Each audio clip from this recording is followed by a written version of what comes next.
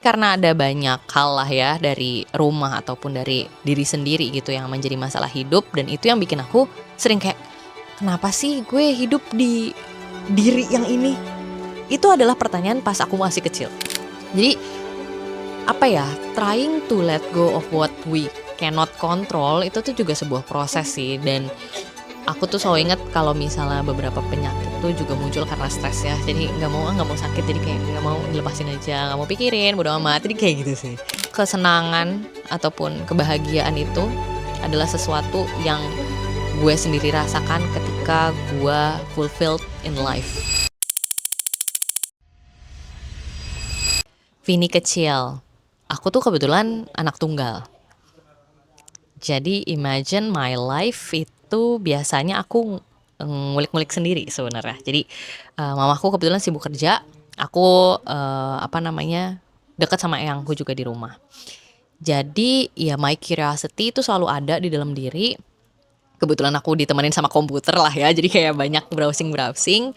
Jadi waktu kecil emang banyak eksplorasi dari musik-musik atau dari baca-baca atau dari explore browsing-browsing, itu tuh semua dari situ.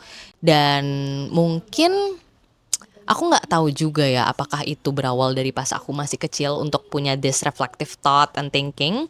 Tapi karena ada banyak hal lah ya dari rumah ataupun dari diri sendiri gitu yang menjadi masalah hidup, dan itu yang bikin aku sering kayak, kenapa sih gue hidup di diri yang ini? Itu adalah pertanyaan pas aku masih kecil. Karena tapi itu masalahnya adalah aku dimarahin gara-gara nilainya jelek. Itu simple thing, tapi tuh aku ngerasa, kenapa sih gue ada di badan ini? Kenapa gue nggak bisa ngerasain hidup di badannya orang teman aku gitu yang nilainya bagus biar gue nggak dimarahin? Itu tuh ternyata nggak semua anak kecil nanyain kayak gitu. Ternyata aku tuh ngerasa kayak, kenapa gue bisa ngelihat di diri gue tapi gue nggak bisa ngeliat di diri orang lain ya. Ada reflektif ataupun ada thinking seperti itu yang mungkin bikin aku kayak, kenapa ya kayak gini, itu tuh dari kecil ternyata gitu. Aku juga bukan anak yang pinter-pinter banget, enggak. Aku juga SMA masih banyak banget remet-remet. Cuman ya mungkin ya nilai jelek itu salah satu bentuk kayak, kenapa sih gue nggak suka ini, kenapa sih gue nggak suka ini, kenapa sih ngajarinnya kayak gini, apa sih yang gue rasain. Jadi sering banget nanya kenapanya aku tuh ke dalam diri gitu loh.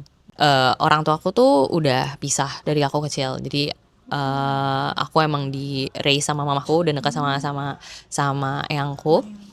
Tapi itu dari situ ternyata banyak banget pelajaran yang malah membangun aku, karena itu yang aku bilang juga, you cannot choose where you're born, tapi you can choose where you want to go from there gitu. Kenapa? Karena itu bukan apa yang orang tua kita emang apa yang terjadi di orang tua kita jangan jadi satu hal yang membuat diri kita jelek juga gitu. Kita bisa kok move forward dengan milih yang lebih baik. Kan ada yang kayak dulu tuh waktu aku kecil, oh iya orang tuanya broken home jadi ngasal ataupun jadi eh gak pergaulannya bebas segala macam. Nah itu kan emang yang dia pilih ya, padahal tuh sebenarnya bisa loh kita milih untuk menjadi orang yang lebih baik.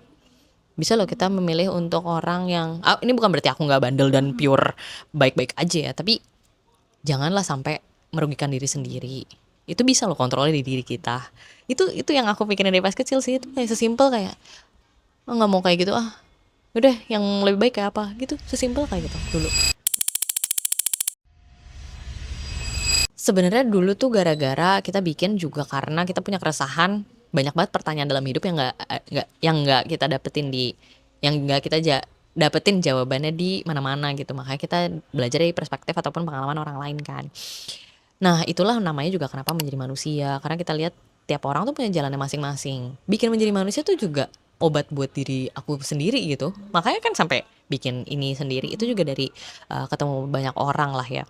Elevasinya pasti akan ada, Mbak, karena kita pengen lebih banyak untuk ngajak orang-orang untuk aware sama dirinya. Karena kunci paling utama itu adalah self awareness sih. Gitu. Betul. Gitu, nggak akan kemana-mana kalau nggak disadari ya. Oke, my morning routine. Seorang Vini. My morning routine yang kadang ada momen-momen gedabak gerubuk, tapi I always enjoy bangun pagi. Sekarang kebetulan bangun pagi, terus biasanya lari pagi setengah jam, lari pagi aja, habis itu sarapan biasanya telur atau telur setengah matang, habis itu masak bekal sambil dengerin lagu ataupun dengerin podcast. Itu adalah satu morning routine yang menyenangkan buat aku karena nggak tahu ya, kayak punya zen moment pagi-pagi sendiri aja. Kadang juga nyiram tanaman dulu gitu ya. Di saat pagi-pagi masih hening, itu tuh seru aja sih. Dan bisa set up your mood. Apalagi kalau misalnya ketemu sama lagu yang enak, itu bisa set up your mood satu hari. Karena aku emang suka banget sama dengerin lagu kan. Jadi kalau misalnya lagunya enak udah kayak, bisa moodnya seru gitu. Gitu. Oke, kalau misalnya besok ternyata punya waktu bisa ke kantor jam 10, jam 6 bangun, setengah jam lari pagi, setup makanan 1 jam sambil dengerin lagu, mandi dan segala macam. Itu tuh lebih terarah banget karena jadinya ke program gitu loh. Oke, satu hari apa. Dan di kantor juga pasti udah kebayangkan.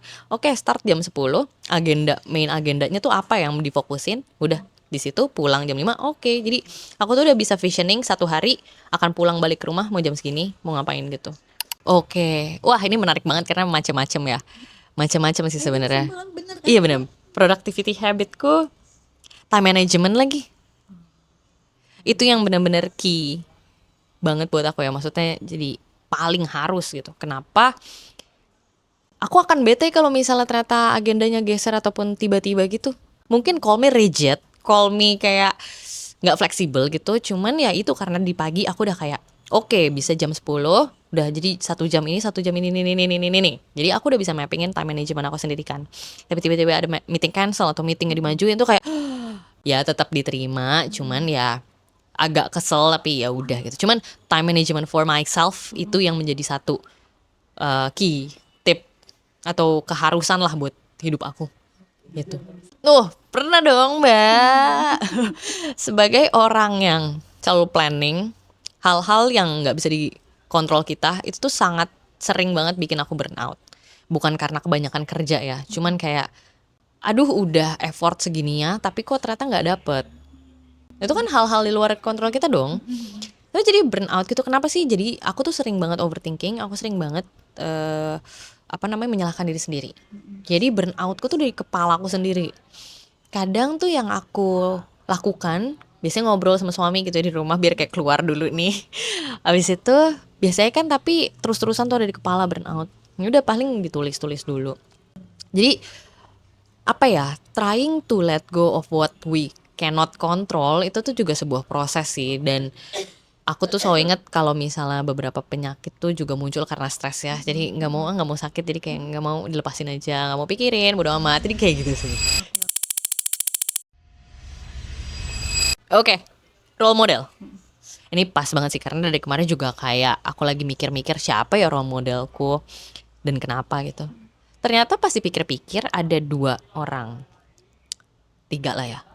Satu, Oprah. Nggak tahu kenapa ya, ternyata dari dulu kan emang nontonin Oprah tuh. Suka aja gak sama gaya interview dan ternyata field aku tuh agak similar ya sama dia. Ternyata suka yang humanity, suka yang empathy, suka yang seperti itu. Jadi inspirasiku dari dia. Yang kedua itu Emma Watson, I don't know, tapi I think that she's clever gitu.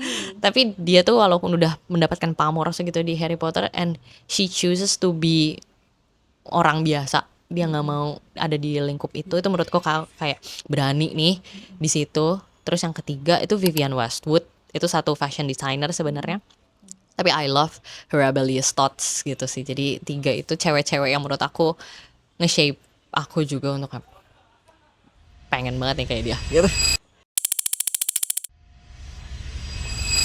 I'm not a strong feminist gitu sih Mbak sebenarnya. I never talk about feminism yang gimana, tapi aku lebih ngomongnya tentang gender equality sebenarnya. Tapi lately aku tuh lagi mengulik banget soal how feminine atau how perempuan works lah.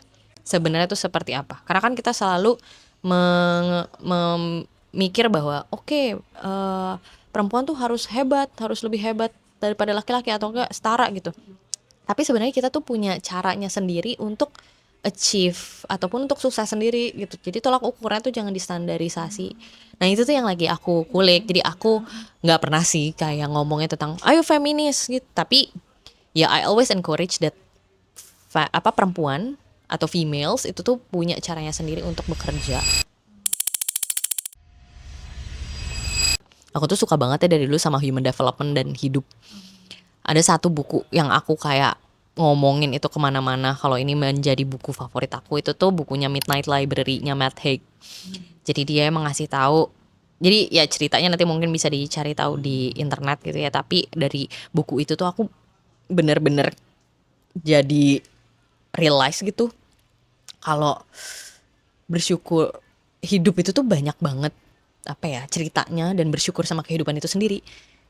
Makanya kayak aku selalu mikir setiap problem itu tuh challenge hidup aja, bukan satu yang di di terpurukin gitu ya, tapi itu challenge hidup, kayak game aja gitu, dan what's next harus diapain gitu. Jadi itu sih, jadi rasa syukur dari gara-gara baca itu tuh, bersyukur banget sih sama hidup ini gitu. Sebenarnya baca tuh suka, tapi nggak semuanya juga sampai habis semua gitu loh. I'm not a bookworms banget gitu, karena ya sambil kerja juga yang capek gitu.